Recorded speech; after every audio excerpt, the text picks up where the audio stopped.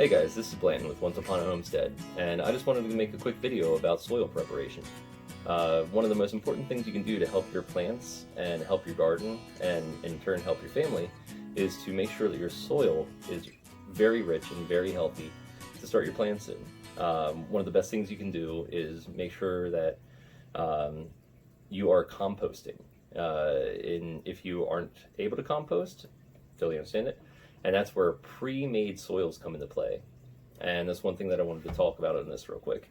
In front of me, I have three different plates. The first plate over here has this really dark, rich soil in. This soil is a garden soil, pre-packaged garden soil. And this is fairly affordable for starting your seeds and everything like that. But if you're actually going to be building a raised bed garden or doing everything in pots, it does get a little bit expensive. That's why I 100% recommend composting. But if you're just starting your seeds, it's pretty affordable. 15-pound bag, or a $15 bag is going to be probably, I think they're usually around 35, 40 pounds for a bag that size. $15 is what your average is going to pay for it. It's very rich, very nutrient dense, and it's very good soil. But it does get a little compacted sometimes. So that's why I want to jump over to this one. This is sphagnum peat moss, and this is a soil additive anyway for me. And what I use this for is to mix in with the actual garden soil, and what that does is it kind of lightens the weight of the soil a little bit, and it also allows for better drainage and water retention. Sphagnum peat moss is very good at holding moisture in it, and it breaks up this density over here because this is a very rich, dense soil. It's not like clay, but it's very thick, and this helps break that up. So drainage is not something this does well, but when you mix it together, it does it very well, and that's a really good soil then to use for starting your plants. And also, if you're trying to do a small garden, it's not too unaffordable when you mix the two together. A huge bag of sphagnum, I mean, I'm talking like half the size of this table, is going to cost you like $30. The other soil here, this is a potting mix, potting soil, pre-bagged, has these little like pearlette things in it. I'm not sure what these little white things are actually made out of, but they act very similar to the sphagnum peat moss, and that is that it helps maintain the moisture levels, and it also helps with drainage. It breaks up the density of the soil. I don't like potting soils all that much because of that, these little weird pearlette things, and the amount of like wood chips and wood fiber that's in this stuff.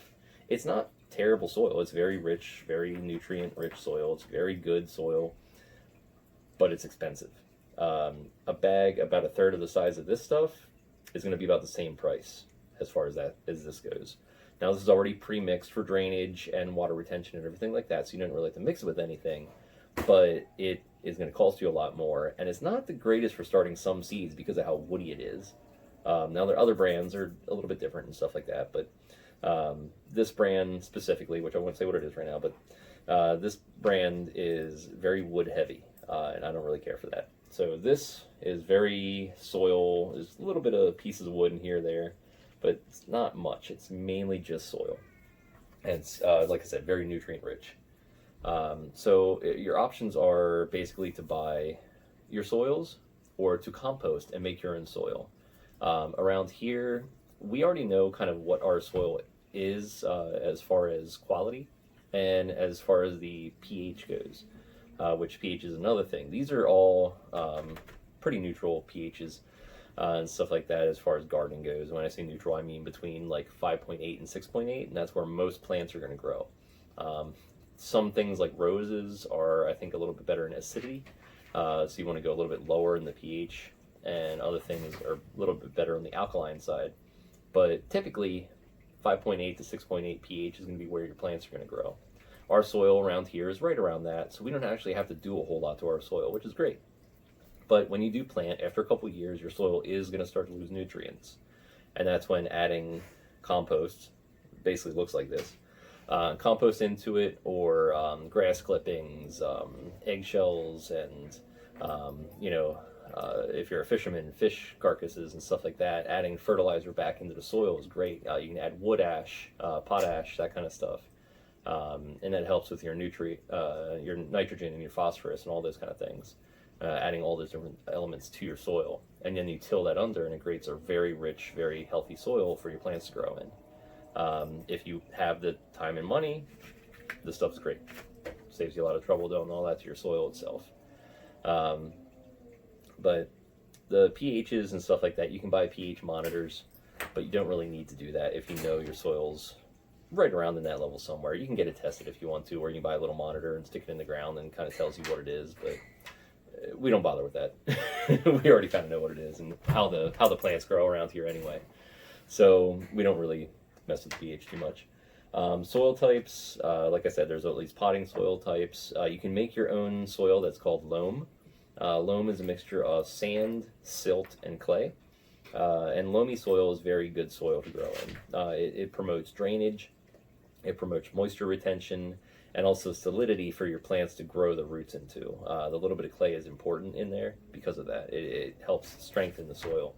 The silt itself usually has a lot of your nutrients and other things in it, and your sand is what promotes the drainage. And that's just, you can also get very sandy loam, and you'll find a lot of that down south. You'll grow things like peppers and tobacco and stuff like that in it. But around here, it's usually, we have kind of shale-rich soil here in York County, Pennsylvania, and there's nothing wrong with our soils, but it definitely could use a little help with drainage. And around here, personally, I use a tiller to help with that. So I till the soil very deep, and that breaks up everything, and that allows for drainage to happen. But if you can make your own soils, adding sand into your garden and stuff like that, and silt and clay, and mixing it into your existing soils, you can make a much healthier soil. You might not need to do it.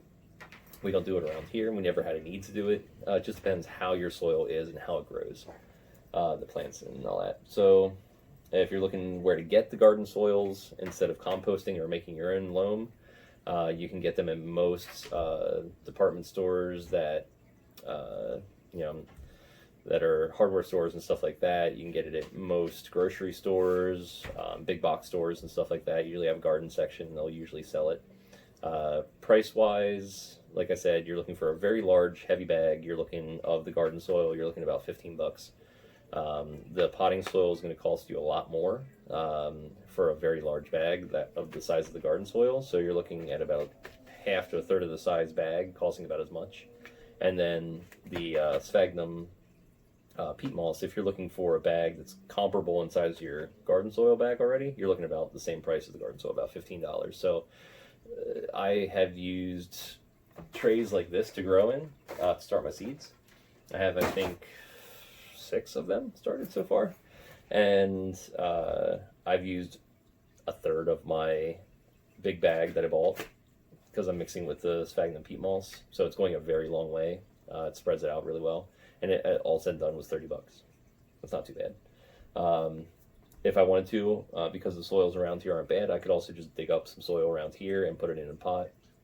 But I like to give them the best kind of boost they can get. So I'll either use garden soil or compost and start my plants in that. As far as, like, if your soil is really poor where you live, composting is really the only thing you can do to kind of enrich it. You can use fertilizers and stuff like that, but they're not going to really make a whole lot of difference after a lot of time. The soil leaches out a lot of stuff with rain and all that. So if you're just putting fertilizer and fertilizer and fertilizer on top of your field, it's not doing a whole lot. You have to enrich the actual soil itself. So mixing compost into it is going to be the best thing you can do to it. And also try to encourage worms. Worms in your soil are fantastic. Not only do they break down organic matter and add more nutrients to the soil, but they also help aerate the soil, and it helps your roots grow and everything like that. Worms are fantastic. If you're digging your soil and you don't see any worms, that's a problem. There's something lacking in your soil. So you have to try to figure out what is not in your soil. What can you add to it? Some people will even take in their compost piles, will actually throw newspapers and stuff like that away into the compost pile and let it kind of, and like cardboard boxes they know don't have chemicals on them and stuff like that. And they'll let those break down into the compost pile because worms will actually eat that cellulose fiber. And they'll let that break down over a year or two. And it makes for really rich soil as well. Let's see here. If you're doing, sorry, I'm looking at my notes over here. If you're doing something like rainwater collection, I encourage everybody to kind of look at their local laws and everything like that.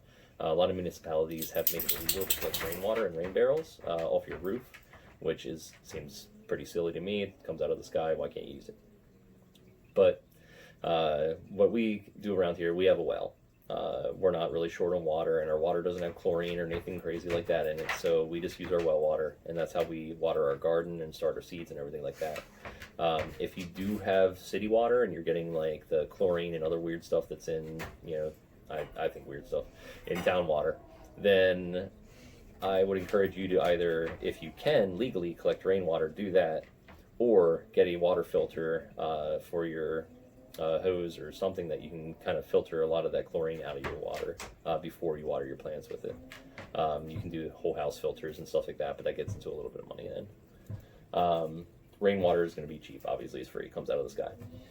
So again, with the tilling that we do around here, it helps with drainage. So when we are watering, you don't want to just have it puddle up and sit on the surface. You want it to be able to go into the soil and drain down into the root systems. I like tilling because that actually helps break up the soil really well. Instead of just kind of plugging a little hole and putting your plant in there, all the soil's loose. So when it rains, all that rainwater drains down in, it gets into deeper areas, and your roots will end up growing down, which make them stronger in the long run because they're growing deeper. And they're looking for nutrients and water that way. It makes them a stronger plant. Especially, I don't know if you can hear the galing winds from the what's going on today, but it's definitely making all the trees and everything else like that sway pretty heavily. If you get winds and galing storms coming through like that, you're going to end up losing plants. A lot of stuff will blow over. So the deeper the root system, the stronger the plant, the more resistant it is to weather like that. You can also harden your seedlings with a heavy fan when they first start sprouting as well. That's something I'll talk about. If you're doing potted gardens and stuff like that, and you don't have a lot of soil available to you, you're going to have to either compost or get your garden soil or potting soil and use it for that. And there's nothing wrong with doing that. It's still going to be a healthy soil. You can still grow full-size plants in that. You just have to make sure that your pots are big enough. In a pot this size, you can grow one tomato plant. Now, one tomato plant is not going to get you a ton of tomatoes, but it's going to get you something. And if you get these this was like $5 for one of these pots, and you can grow a ton of vegetables with these. So you're gonna have to have a little bit of money invested in the pots and all that kind of stuff, but eventually you'll get a pretty significant kind of reward with that. But these are great because the this cheap plasticky thing, and they're reusable, so you never have to really buy them unless you end up breaking them somehow. So if you're doing indoor or if you're doing rooftop gardens or something like that, these work really well. And you can get larger potting areas and stuff like that. You can build raised beds and all that kind of stuff. But as far as cheap things, this is a good size. I'm not sure how many quarts this is. You can size it on it. Let's see. It does not tell me how many quarts that is, but it's a decent size. But anyway, that'll definitely help with doing something, that you want to just plant something in your house, or plant something on your rooftop, or plant something out in your porch or your back deck or something like that if you're living in an apartment maybe. But you can grow full-size plants in something like this. You just have to make sure you don't overwater or underwater, because they dry out really quickly, and they also don't have a way for water to come out of them. So even though there's an area in the bottom there that lets the extra water drain down, it also doesn't have anywhere to go after it drains down. So you want to make sure you're not overwatering and killing your plants that way.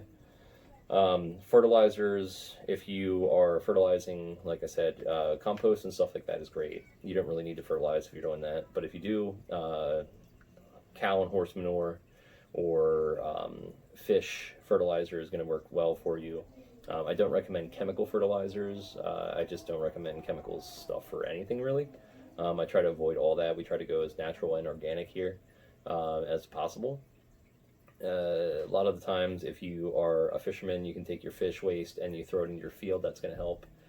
Your lawn clippings and stuff like that, you can bury into the field, and that's going to help nutrients in your soil. Your compost pile, you can also throw the grass in there, and kind of mix that into your soil for the next season and all that. But fertilizer is, if your soil hasn't been really used and abused, if you haven't planted in it for a long time, you don't need to fertilize a lot usually. But it's always good to, every couple years, kind of revitalize your soil with natural fertilizers. And if you growing things like corn is going to strip your soil of nutrients really quickly. So what you're going to want to do every year is you're going to add fertilizer that is usually, like I recommend horse manure. You can use chicken and pig and cow, but horse manure is usually the best, and just mix that in there and till it into the soil, and then you're pretty much good to go for that season. And again, with a tiller, you get really good drainage, and then the roots are also going to grow deeper because they want to get that water. So then your corn's going to be a lot stronger for when that wind comes through and tries to blow your whole garden over. So just a brief starting, kind of talk about soil here. I know it's not super in-depth, but if you have any questions, I'd be absolutely happy to answer them. Here at Once Upon a Homestead, we're trying to build an educational kind of program for everyone, something that everyone's able to do, and something that everyone's able to join in and kind of experience together. We're all in this. So if anyone has any questions, please feel free to comment, and I will do my best to answer. And I hope everyone has a good one.